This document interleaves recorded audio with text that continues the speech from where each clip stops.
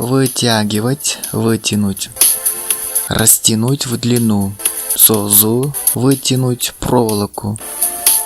Сымды созу.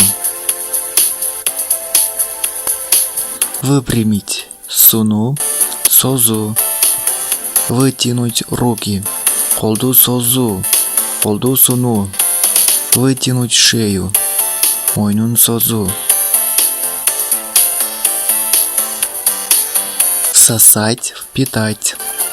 Тартып алуу, сорып алуу. Пластир вытянул весь гной. Пластыр ириңдин баарын тартып алды.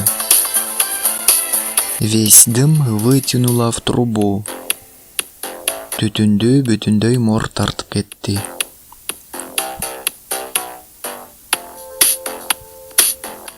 Вытерпеть, выдержать. Чыдоо, түтүү, туруштук бере алуу. Абышка көпкө чыдай албайт. Ударить во всю длину. Берип калуу, салып жиберүү. Вытянуть лошадь кнутом. Атты камчы менен салып калуу.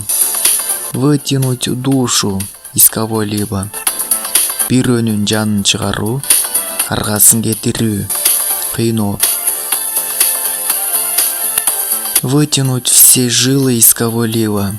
Бирөөнү алдан тайдыруу, бирөөнү абдан алсыратуу.